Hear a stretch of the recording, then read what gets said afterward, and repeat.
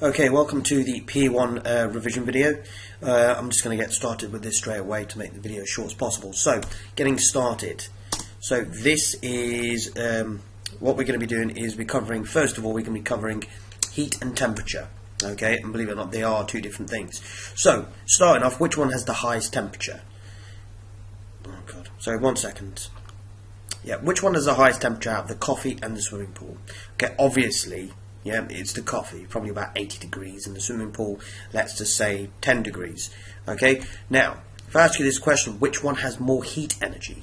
Okay, now, some people would have thought coffee has more heat energy, but it doesn't. Okay, the swimming pool would have more heat energy, even though the coffee is at higher temperature. Why? Because the coffee has fewer atoms, which all carry more energy each, but okay, all the atoms in the swimming pool, okay, would be carrying a small amount of energy, but there are more of them. So in total, the swimming pool has more heat energy. Okay, so what is temperature measured in? Well, that's measured in degrees Celsius. And what is heat measured in? That is measured in joules. Okay, right now, heat direction. This is the next bit. So if you open the door to your house on a cold day, do you let the cold in or do you let the heat out? Why? Well, heat always goes from hot to cold. Okay, so there's always a common misconception when people say, oh, you're letting the cold in. That's not what's happening. What's happening is you're letting the heat from the house out. Okay, heat always moves from hot to cold. Okay, like I've already said here, the energy in the atom spreads out to all the neighbouring atoms, etc. Okay, now moving on to changes of state. Okay, this is some basic year 7 stuff. Looking at a solid, okay, when it's heated up, okay, it's going to go through the melting process, and that's going to turn into a liquid, and then you heat the liquid up, it's going to evaporate and turn into a gas. And obviously the other way around, when the gas can turn back into liquid, it's going to condense, and when the liquid's going to turn back into solid, it's going to be freezing. Why are we covering a year 7 topic? Again, because we need to know a little bit about this. Okay, this is showing changes of state, and when you heat up let's just imagine you're heating up like a beaker of ice. Okay, the ice is obviously going to be solid. Okay, and you're going to start heating the ice up, and the temperature is going to start to rise. Okay, until you get to this point. Okay, now you notice that this is temperature, by the way, and this is time, and you notice that the temperature just stops increasing. So why does the temperature go flat here? Okay, even though that you're still adding heat energy? Well, the reason being is because all the energy, okay, is going into melting the ice as opposed to making the temperature increase. So all of this point is all the ice melting. Okay, when all the ice is melted, okay, and turned into a liquid, the temperature will start to rise. Okay, now when the temperature has risen again, okay, the temperature is going to stop rising when the liquid is started to turn into a gas, until it has all the energy to turn all the liquid into a gas, which is what's happening here. Then the temperature will start to rise. Okay, this is latent heat. Okay, now the word latent means hidden. Okay, because all the energy here at this bit where it's changing state is going towards, well, changing the state of the liquid, okay, or the solid. Okay, so here's a solid, all the solid is melting, so that's where the energy goes. When all of it's turned into a liquid, it starts to increase. Now when the liquid's trying to turn into a gas, until all the liquid has turned into a gas, the temperature won't rise, but when all the liquid has turned into a gas, it will start to rise. Okay, so like I said, it's latent heat, and it's the heat required to change state without a change of temperature. Okay, now moving to specific heat capacity. Now, you've all heard of specific heat capacity. Now, you need to know the definition of it. Okay, now the definition is this. Okay, the definition is, okay, specific heat capacity of a substance is the amount of energy needed to change the temperature of 1 kilogram of a substance by 1 degrees. Now, specific heat is always about 1 kilogram, okay, making the temperature rise by 1 degree. Okay, now what you need to know is that different substances have different specific heat capacities. Okay, now on the next table, this shows, this one is in joules. Okay, this one shows the amount of energy needed for water. Okay, so these numbers might not mean anything to you, but if I say it like this, like I said here, it's the amount of energy needed to turn 1 kilogram of a substance by 1 degrees. So this is 1 kilogram of water, making it rise by 1 degrees is going to take 4,181 joules. Okay, if you ever see it written in the exam, it will probably say 4.2 kilojoules. Okay, now of oxygen, yeah, it takes 918 joules to make 1 kilogram of oxygen rise by 1 degree, and lead, which is a metal, okay, takes 128 joules to turn 1 kilogram of a substance by 1 degree. So you all know that metals conduct heat really well, so they tend to have a very, very low specific heat capacity, i.e. it takes less energy to make the temperature of 1 kilogram of that substance to rise by 1 degree. Okay, now you need to be able to calculate that. Okay, SHC, specific heat capacity. Now let's imagine if you had let's just say you had 5 kilograms of water and you wanted to make it rise by, let's say, 10 degrees. Okay, so what you would do is you need to calculate how much energy is required to do that. So it's 5 kilograms of water, so it's 5 kgs, times by the specific heat capacity, which I think is going to be 4.2 in this case. Okay, and then multiplied by the temperature change, which was 10. Okay. Just a side note to this, okay, it won't just give you the temperature change. It might say that the temperature rises from 20 degrees to 27 degrees. Now, some of my students just use the number 27, and that would be wrong, wouldn't it? Because it's the temperature change. So what you would do is you'd start from 20 degrees, take away off that 27, which leaves the temperature change of 7 degrees. Okay, so it'd be 5 times 4.2 times 7. Okay. Now, this also might be how the temperature is written, the equation is written. Amount of energy needed to raise the temperature of 1 kilogram of material by 1 degree. Energy, mass in kilograms. Specific heat capacity, like I said, most commonly will give you in joules per kilogram on change of temperature. And they will give you the units for it. Okay, sometimes it's in joules, sometimes it's in kilojoules. Okay, right now. Specific latent heat. Okay, now that, like I said, let's go back to this graph over here. Okay, you see the amount, all the energy that we're giving this to be able to turn it from a solid into a liquid. Well, you can also have an equation for that. Okay, now that's called the specific latent heat of a substance, and it's a measure of how much heat energy is needed to melt or boil it. Okay, and it's 1 kilogram of that substance. And again, just like specific heat, different substances have different specific latent heats. Okay, so the equation for this is the mass of the substance. Okay, this is quite an easy one, multiplied by specific heat, specific latent heat.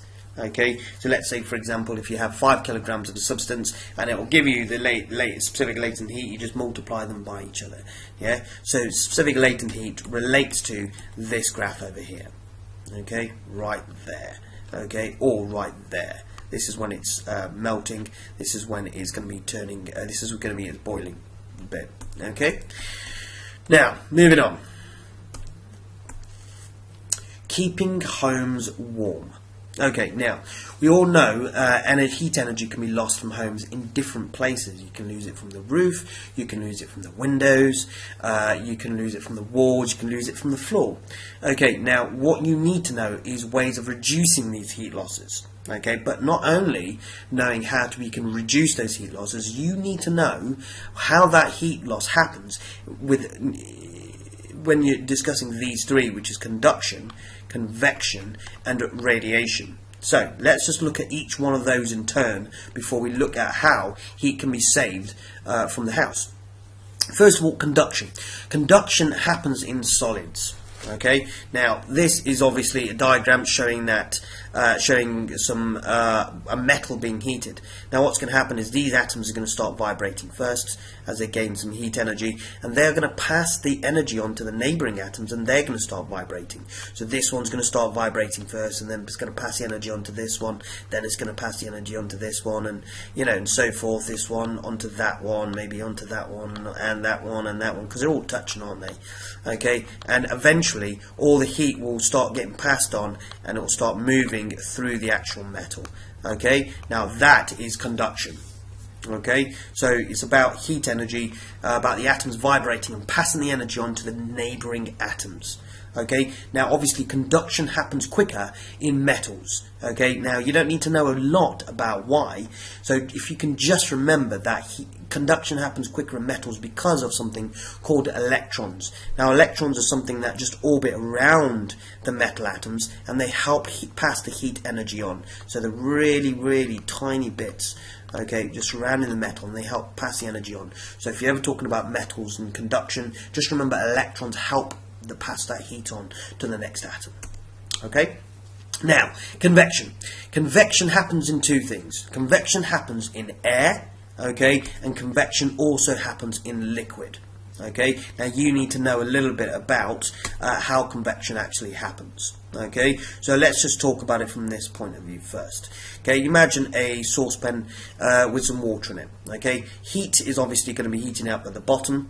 Okay, so as these atoms get hotter, okay, they're going to start to vibrate a little bit more. So imagine in this region over here, let's just imagine this region over here. Let's imagine that you've got loads of atoms here. Okay, how do I select these? So bear with me a second. Ah, there we go. So let's just imagine that we've got a load of atoms, okay, right here, obviously going to be in liquid form. And what's going to happen is as they get heated up, let's just imagine as this one gets heated up, this one's going to start vibrating more. These little lines, I'm trying to signify that the fact that they're vibrating. Okay, these atoms are going to start vibrating because they're absorbing more heat energy. And what they're going to happen is they're going to start moving, and so they're going to space out a little bit more.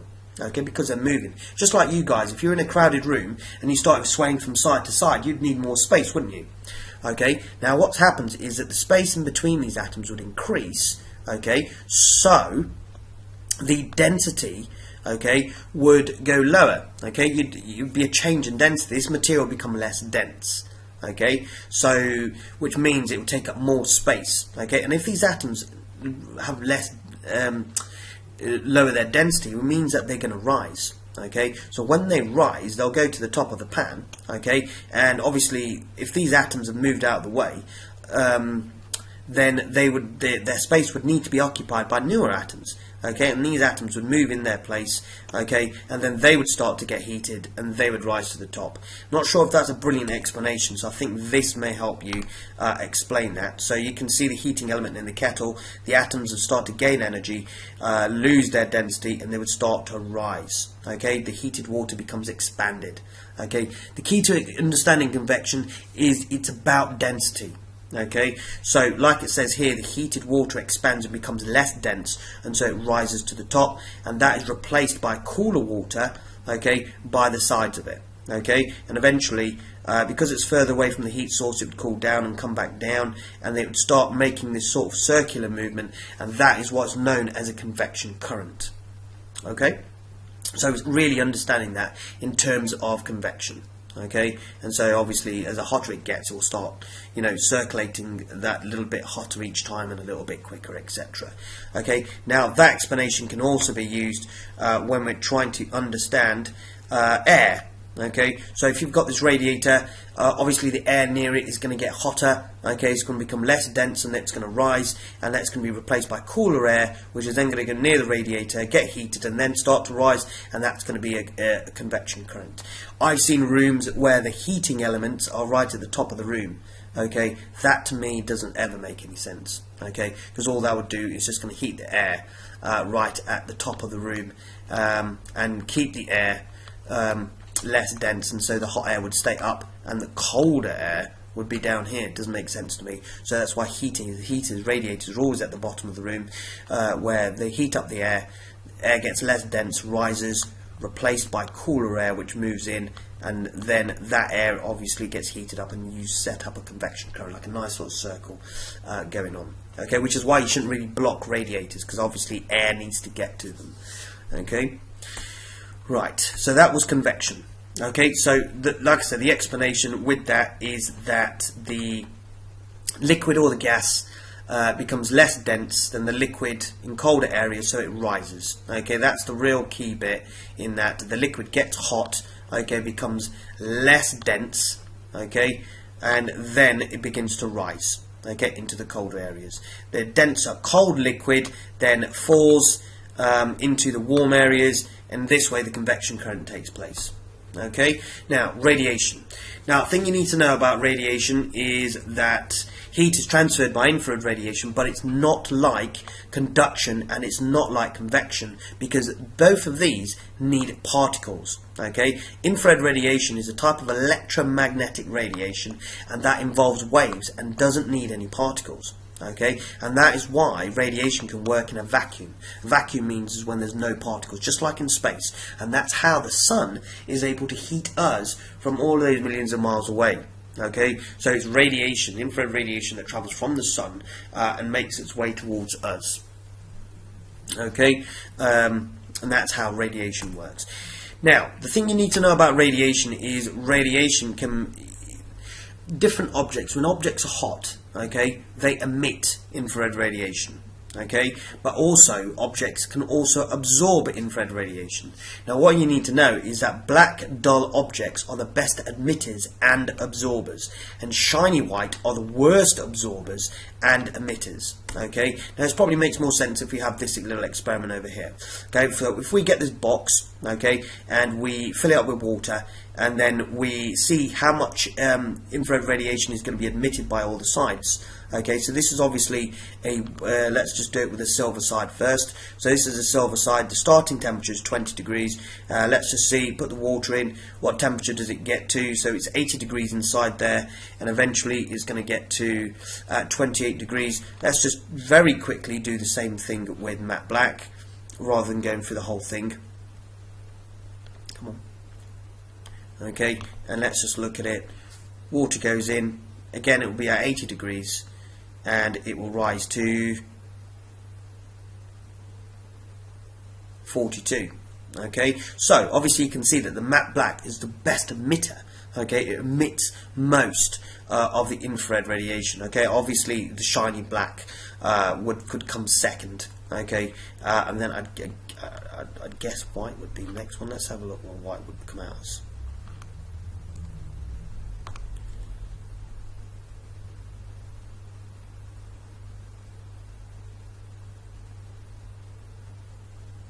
Okay, white comes out at 32. Let's just do the next one. Okay, shiny black. Obviously, it'll come just below 42, maybe 38, I'm going to guess. Let's have a look. Alright, with 38. Come on, 38. How did I know that? Wow, a genius. Now, I've seen this before, I'm only joking. Okay, so that was that. Okay, so that is showing that that's going to be the best emitter. Okay, matte black, best emitter, then followed by shiny black, then followed by white, and then silver. Obviously, silver is very reflective. Okay, so, like I said, best emitter, matte black, worst emitters, silver and white. Okay, let's move on. This is exactly the same experiment. Okay, but now what we're doing instead is that we cover something and see how much it emits. Okay, now the numbers for this are exactly the same. The matte black is going to emit 42 degrees. Okay, alright, and then is exactly the same as the last one, but instead now it's emitting.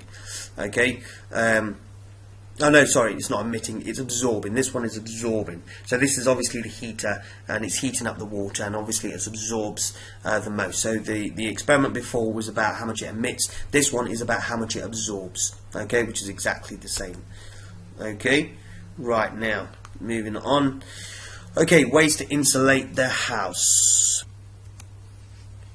Right, so carpets, double glazing, triple glazing, loft insulation, draft proofing, foil behind the radiators, cavity wall with foam, cavity walls without foam, which are all the ways in how you can insulate the home. Now you need to know a little bit about how all of these things work.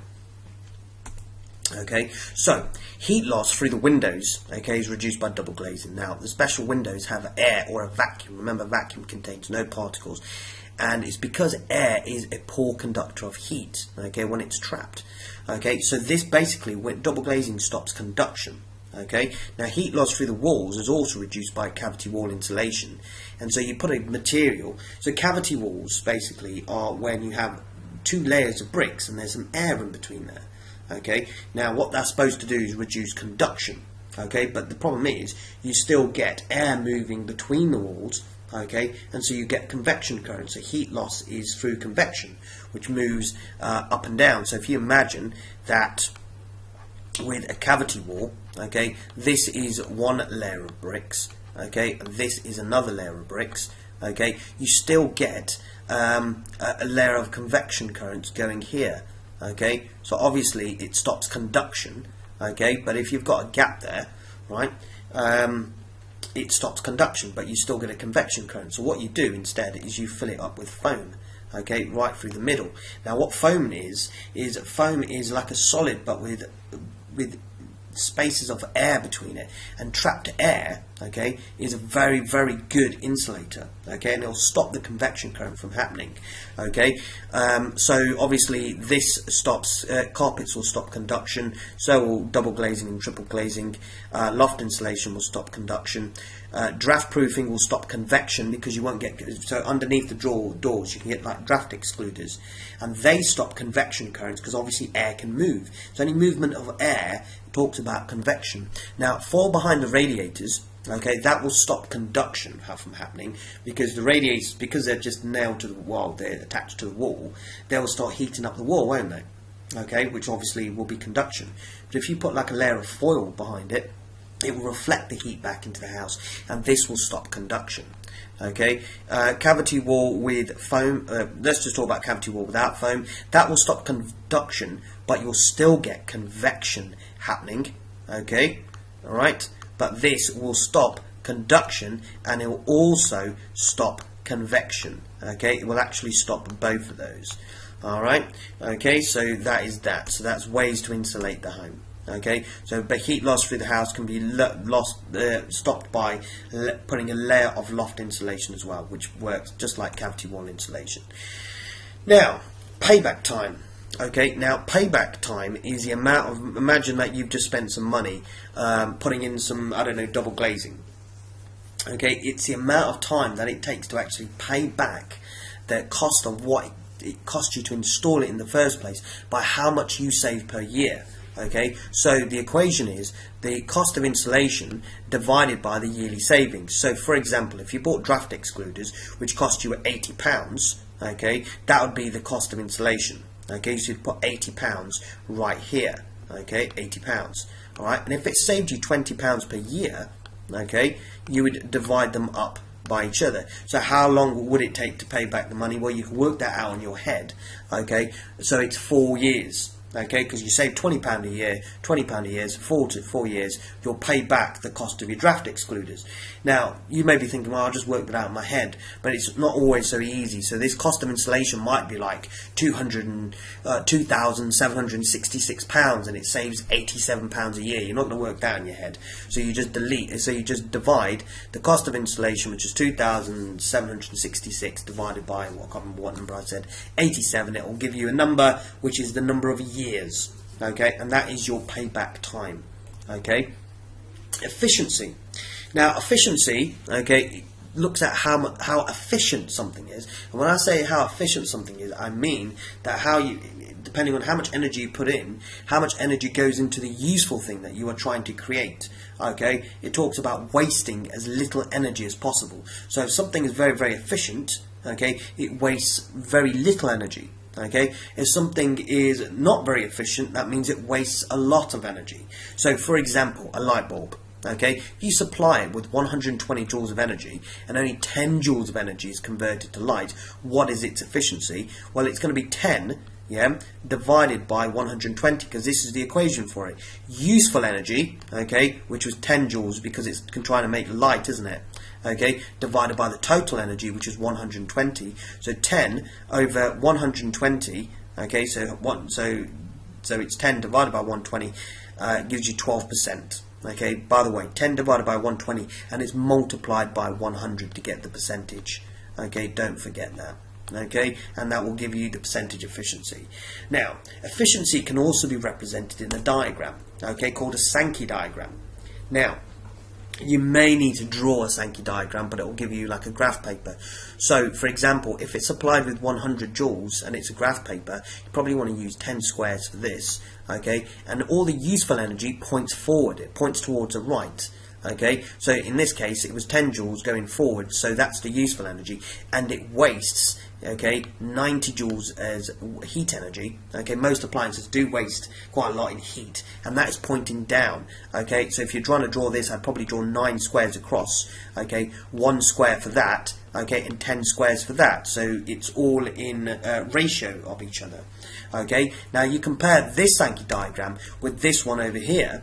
Still supplied with 100 joules of energy, but instead now it converts 70, okay, into light and only weighs 25. Okay, and you can see just by a diagram that which one is more efficient. This wastes a lot, okay, and this wastes very little. This sends very little useful energy forward, and this one makes a lot of useful energy. Okay, so that is what is called a Sankey diagram, and it's all relating back to efficiency. Okay, now talking about waves. Okay, now you need to know the structure of a wave. Okay, well, you need to know about labelling a wave. Okay, now first bit to start off is the top of the wave. This is the easiest. Now it's either called a crest, okay, or it's known as a peak. Okay, now the bottom of the waves, okay, now you call them troughs. Okay, just right there, those are all troughs. Okay, now the amplitude of the wave is from the middle point of the wave to the top. That is the amplitude. Okay, so we've talked about 3 things. We've talked about the crest or the peak, trough, and the amplitude. Now, wavelength, you can measure wavelength in different places. It's got to be from the same point of the wave to the next point of the same wave. Okay, so in this case that they've done it from the top of this wave to the next top of this wave. Okay, you don't have to do it from there. You can do it from the bottom of the wave to the next part of the bottom of the wave. That is also one wavelength. Okay, or you can do it from this side, okay, all the way to the next bit where it's going down. Okay, or you can do it from the top of this wave. Is this getting a little bit confusing? To the next part of this wave. Okay, there are different places in which you can measure the wavelength for it. Okay, now wave speed. Okay, now wave speed is really easy, guys. It's just frequency multiplied by wavelength. The only place, and they're going to trip you up with this in the foundation tier, because you don't have to rearrange the equation, is that they may change the units. Okay, they might give you the answer in megahertz, okay, or they might not give you the answer in meters. Okay, so just bear that in mind. Okay, so usually it's going to be hertz multiplied. It's going to be hertz for the frequency, okay, or it's going to be meters for the waves. Okay, change it if you get a question. Change it to hertz or change it to meters. If I give you in centimeters, change it to meters. Okay, unless it tends to, at the end of the question, it will give you the units. Okay, so I'll have all the lines there for what to write down, and then it might give you the units at the end. So just bear that in mind. Okay, it's just frequency time wavelengths. Pay attention to the units that it gives you, and the wave speed is measured in. It's just a speed, so it's meters per second. Okay, meters per second. Okay, meters per second. Okay, or it may be written like this. I doubt it would be written like this. Okay, it tends to be m/s. Okay, diffraction. Now, diffraction is all about how a wave spreads out through a gap. Now, you can see that this wave is moving in this direction, yes? Okay, now this gap is very big, isn't it? And so the amount of diffraction is how the wave bends. And you can see, because the gap is so big, the wave isn't really bending that much, is it? Okay, you can see that right there. It's not bending very much at all. Okay, whereas in this wave, the gap is tiny. Can you see that? And now, which one shows the biggest diffraction? Well, the smaller the gap, okay, the bigger the amount of diffraction. You can see diffraction talks about how much the wave is actually bending. Now, this wave is bending a considerable amount because the gap, okay, is very, very small. Now, basically, the key to remember is, you see this is the wavelength from this bit of the wave to the next bit. If the gap is bigger than the wavelength, okay, you're not going to get very much diffraction. If the gap is about the same size of the wavelength, so the wavelength is that, and the gap is about that, they're roughly about the same size, that will give you the maximum amount of diffraction. Okay, that's what you really need to get. So if you ever see a question like this and there's a reasonably small gap, show the diffraction like this. If it's a very big gap, show a little bit of diffraction. That's what you really want to be looking at. Okay, now refraction. I know this can get a little bit confusing, diffraction, refraction, but it's quite easy. you can see if you look at the straw in it, you can see it in different places, can't you? Okay, now refraction is all about light bending when it goes from a less dense medium like air into a more dense medium like water or glass. Okay, so that was for water, and it's showing some diffraction. So light, as it enters the medium, it bends. Okay, which is why you see the straw in two different places. Now you can see this through glass. You can see how the light is bending as it goes into a more dense medium, like glass. Okay, so this is obviously this is air and this is glass, and it's bending. Okay, so it always bends. Now the key, what you need to know is that you know where the light goes into the glass. Okay, you draw a line which is completely perpendicular to the entrance of the light, and as the light source goes into the glass block, it bends towards this line. This line is called the normal. Okay, I don't know if I can write this with my mouse. This is pretty terrible, but that's not great, but is bending towards a normal. Can you see that? So it's bending towards a normal, and as it leaves a more dense medium, it bends away from the normal. You can see that bending away from the normal. So like I've written here, this shows bending of light when it goes from a less dense medium like air, okay, right there, into a more dense medium like glass or water. Yeah, this is refraction. This was diffraction. Easy peasy. Reflection. Sorry, one second. Right, so reflection, really easy. You have the incident ray, which is the original light that actually shines on the surface, which is the mirror, and then you get the reflected ray. The angle of incidence is equal to the angle of reflection. So if it comes in at this angle, okay, it's obviously going to leave at the same angle. That is terrible drawing. Okay, but you get my point. So I equals R. Angle of incidence equals to the angle of reflection. And this line, this dotted line that goes in the middle, is called the normal. Okay, easy squeezy. Okay, now moving on to the electromagnetic spectrum. Now, electromagnetic spectrum is really easy. First of all, you have to know that all of these in order. So you have to know radio waves, microwaves, infrared, visible light, ultraviolet, X-rays, and gamma rays. Now, if I were you, okay, I would come up with your own mnemonic, okay, because you need to know these in order. Okay, so what they might do is have some of these, but some of these might be missing.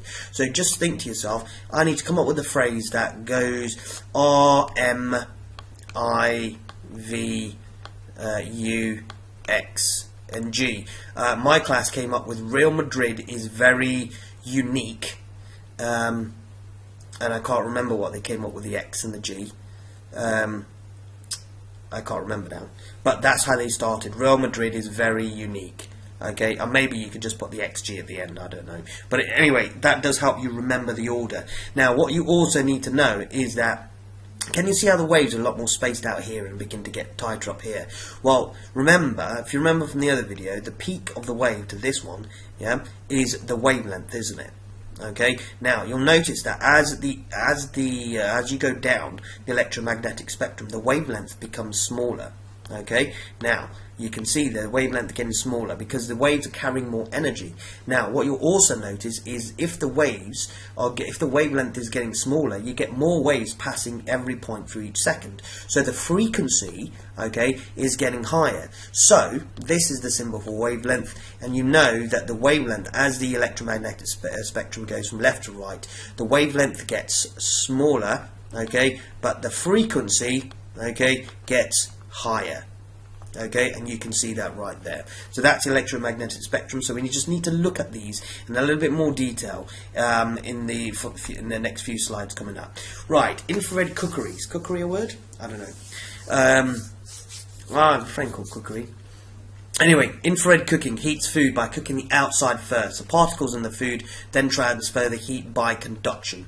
Okay, the outside of the food gets cooked first, and the problem with this is that the inside of the food does not always get cooked. Okay, so infrared waves, like for example putting it in underneath the grill, okay, is going to the infrared waves are going to hit the outside of the food first, and then the atoms are going to start vibrating, and they're going to pass on the energy by conduction throughout the rest of the food, and then eventually the inside of the food will become cooked. Okay, infrared is also used in remote controls. Now you need to know that. Okay, now you compare that. What you need to do is you need to compare that with microwave cooking. So looking back to the electromagnetic spectrum, we're comparing microwaves and infrared now. Okay, so in microwaves it's slightly different. Okay, microwaves cook the food by the water and the fat molecules. You must remember, microwaves cook with the water and the fat molecules absorbing the energy from the microwaves, and then when those water and fat molecules start absorbing the energy and start vibrating, they start then passing that energy on to the rest of the food, and so the rest of the food is then cooked on by conduction. Okay, right, by conduction. Okay, and maybe convection if it's a liquid. Okay, now the other thing you need to know about microwaves is that they can pass through glass and plastic. Okay, must remember that. Must remember that they cook by absorbing by water molecules and fat molecules absorbing the microwave radiation, passing the food on by conduction or convection if it's a liquid, and it can pass through glass and liquid. They're the really key points. Okay, thing you need to also know about microwaves is we talked about infrared waves that are used in remote controls. Well, another communication forms of microwaves are the fact that they're used in mobile phone communications, which is why the mobile phones heat up your brain just a little bit, and I've done a lot of research into it, but the amount that they actually heat up your brain is very, very small. We're talking about like maybe 5 joules or something along the lines of that.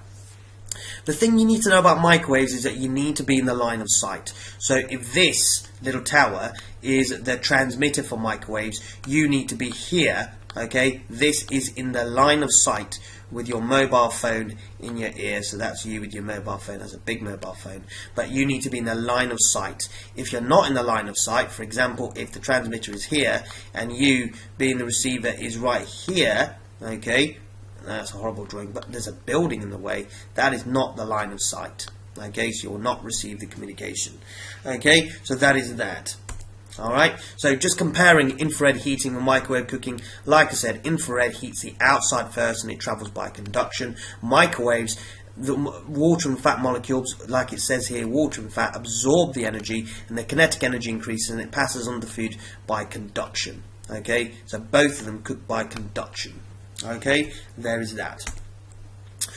Total internal reflection, so carry on looking at waves, etc. Now, you notice that if you shine a light straight, this is, by the way, this is a glass, okay, if you shine the light source through it at 0 angle, so it's straight through, there's no angle to it, it goes straight through.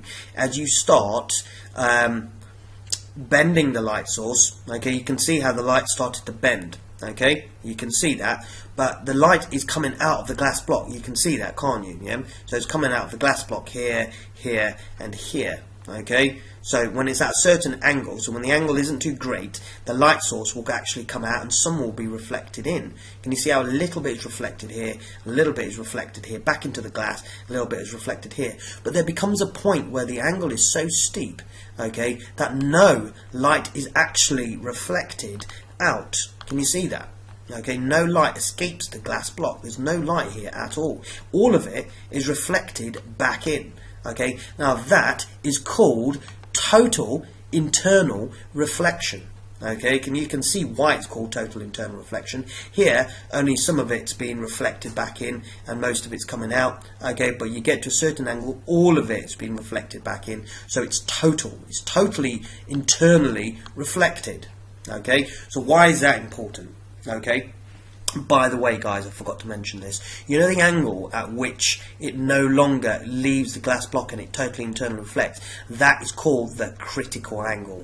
Okay, so when it becomes to a critical angle, it means that the light will no longer leave the glass block. Okay, why is that important? Well, you can use it in optical fibers, and you can see that right here, and it works by exactly the same principle, total internal reflection. So the light source, which is shining in here, has been shone at such a steep angle that no light is then going to leave the glass block. All of it's going to be totally internally reflected back into it.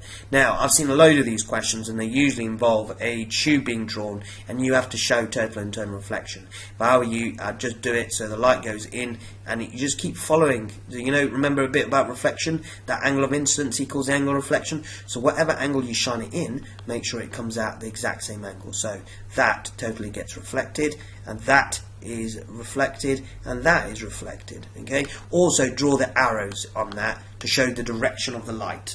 Okay, those are all the things that you needed to do. This is probably like a 2 or 3 mark question, and it could not be easier. Okay, now, analog and digital signals. Now, this is an analog signal. That is like the old radio waves that you still get, which is what my car has. Okay, or TV signals. Okay, back in the day when I was growing up, I only had 5 channels. Okay, well, I actually only had 4 channels until Channel 5 came along. That was a very exciting time. Okay, but nowadays you guys have like your set-top boxes, and they use digital signals. Okay, now digital signals work by just this. Okay, so this will represent a 1, this will represent a 0, this will represent a 1, 0, 1, 0. Okay, and so your signal would be just a series of 1s and 0s, and your set-top box will then convert this back into another signal, which will take it back to a TV. So all the signals are transmitted in digital code.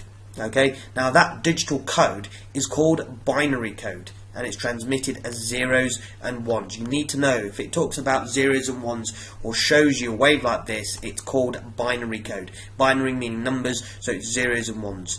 Digital signals are better than analog signals. Why? Because it can carry more information. Like I just said, that when I was a youngster, we used to only have analog waves, but the problem is, if you have so many waves in the air, you're going to get interference, okay, and you're going to lose the waves. So you can't have so many. You can only have so many waves traveling through the same airspace. But with digital signals, they don't really interfere with each other, and they can carry a lot more information. So they carry more information, and they do not suffer a loss in signals. For example, if there is a problem with this, and the image is interfered with, the signal might come through looking like this, but the computer can still analyze that and know that this is still going to be a 1 and this is still going to be a 0, so you don't actually lose any information.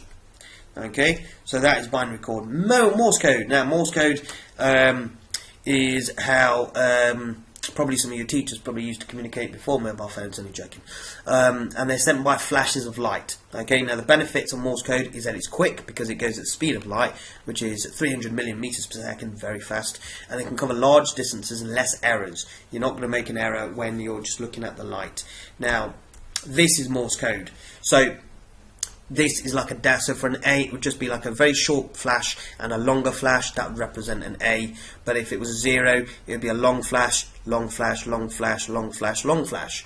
Okay. If you were doing the letter T, you just do one long flash. Okay. If it was an N, one long flash and a very short flash, and that is Morse code. Okay. It can even be done with sound. So, am I going to embarrass myself here? Why not? Okay. So, for example, if it was going to be a D, it would be a D, D, D. Okay, that was going to be a D. If it was an E, it would be D. If it was going to be an F, it would be D, D, D, D. That would be an F. Okay, you get the point. I've sufficiently embarrassed myself, but I'm going to move on to the next bit. Now, ghosting. This is about when you receive signals one directly after the other. Okay, so ghosting, what I mean by ghosting is that. Okay, so if you get a picture, you can see another shadowy picture behind it. Ghosting. Okay, now ghosting is caused by this. So for example, this is your house and this is your aerial. The aerial is going to transmit a signal directly to your house where you'll get your original picture right there.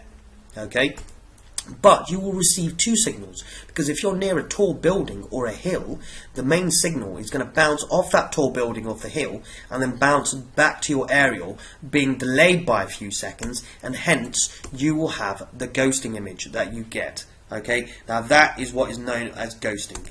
Okay, now refraction of radio waves. You need to know that radio waves are refracted.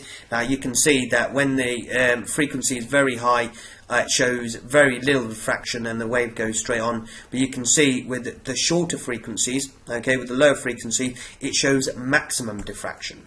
Okay, right, so that was right. So yeah, so that's that.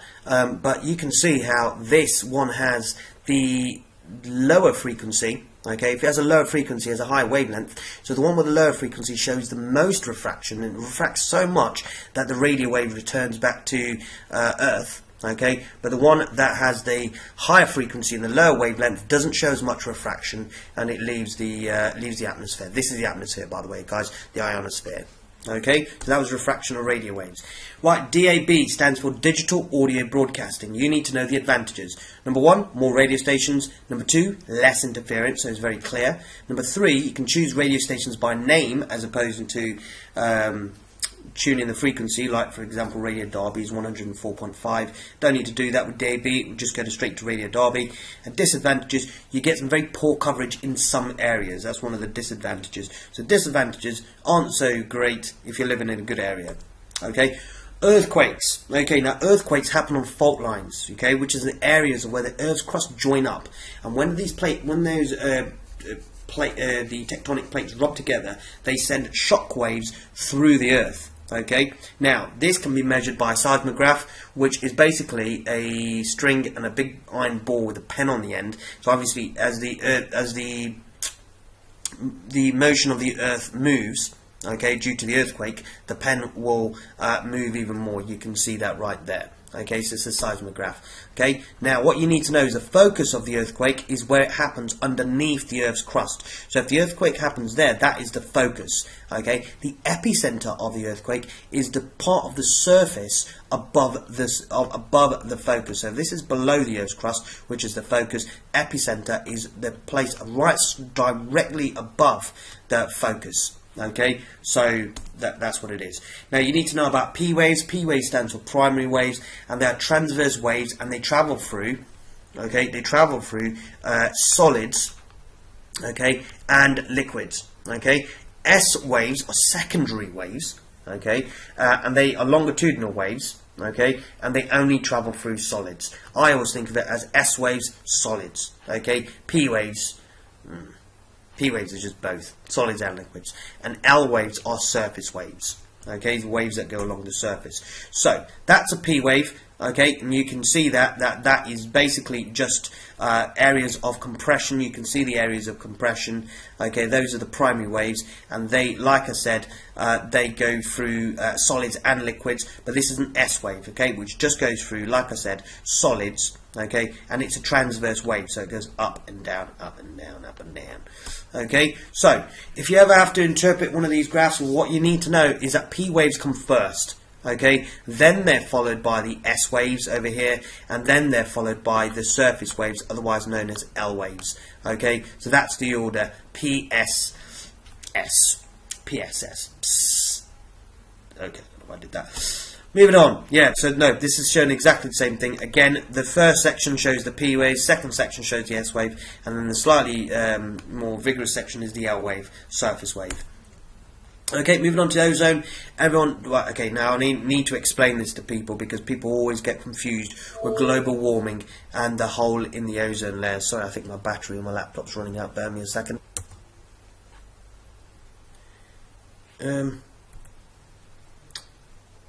Sorry, bear me a second. Oh, it is working. Okay, there we go. Right, sorry about that, guys. Battery is running out. Now, ozone. This is something that I do need to explain. Now, people always confuse the hole in the ozone layer, okay, to global warming somehow. I don't know how. Okay, but the hole in the ozone layer is literally a hole in the ozone layer. Now, we have a lot of UV radiation coming from the sun. Now, the layer of ozone is like a layer of atmosphere which blocks the UV radiation. Well, not blocks it, but absorbs some of it, so less harmful UV rays get in. But what we've been doing is we've been spraying gases called CFCs into the atmosphere from aerosol cans, old refrigerators, and they made a massive hole in the ozone layer. Okay, and with that, harmful UV radiation from the sun can get through. Okay, so that's what that is. That's a hole in the ozone layer. Nothing, I repeat, nothing to do with global warming at all. Okay, so the ozone, hole in the ozone layer caused by CFCs from old aerosols and refrigerators. Okay, and you can see that hole in the ozone layer right there. Okay, now, coming to skin cancer, which is the last thing we're going to look at. Skin cancer, like I said, when people have a suntan, people are infatuated with suntans these days. Suntans is caused by the action of that UV radiation from the sun. Okay. Now, what happens is that UV radiation, okay, is absorbed by your skin, and there are cells which produce a pigment called melanin. Okay. Now, that melanin gives your skin the tanned appearance. Okay. Now, people with dark skin, okay, are less likely to tan and develop skin cancer because that melanin, because the cells produce more melanin, it can absorb more UV radiation, so less UV radiation gets to the lower parts of the skin, which might become cancerous. So if someone is very, very light-skinned, okay, and they don't tan, it means that they don't produce very much melanin, which means that UV radiation can really get absorbed into the skin and reach the lower parts, and you might have more of a chance of the skin cells turning cancerous. Whereas people with dark skin have more melanin, and so therefore that melanin absorbs the UV radiation and stops it reaching from the lower regions of the skin. Now, you can protect yourself by using sunscreen and covering up. Okay. Now, all suntan lotions have something called SPF in them. I know you've all seen that. Now, what SPF stands for is Sun Protection Factor. Now, the larger the SPF, the longer you can stay in the sun without being burned. Okay. Now, what weather forecasters they will do, they will give you, when it's the summertime, they will give you a sun index, which is a number ranging from 1 to 11. And what you do is multiply the time given by the sun index multiplied by the SPF factor, and that will give you the safe amount of time to stay in the sun. Let me explain what I mean by that. So SPF number, time given in the sun. So if you look at this, okay, let's imagine if they, on the news, they give, okay guys, you've got to be careful that the sun index, the UV index, is given at around about 8 to 10. Okay, that means that your burn time is going to be 20 minutes. This applies to light skin, by the way. Okay, not darker skin, but for light skin, the SPF, because people with light skin are most vulnerable to UV radiation. So if they give us an index of about 8 to 10, it means that you can only stay in the sun for about 20 minutes. Okay, that's the amount of time that you can stay in the sun before you begin to burn. Okay, now let's imagine if you're wearing a suntan lotion with an SPF factor of 10.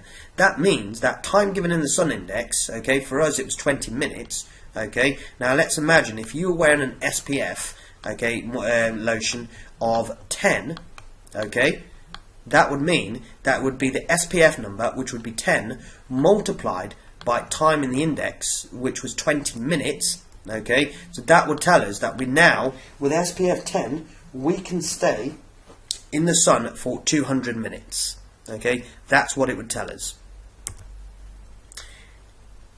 Okay, so that would be 200 minutes. Okay, and that was the end of the P1 revision video. So managed to do that in a little over 50 minutes. That's not too bad. So make sure you watch the other revision videos, which will go over the exam papers, etc. Okay, alright, goodbye guys.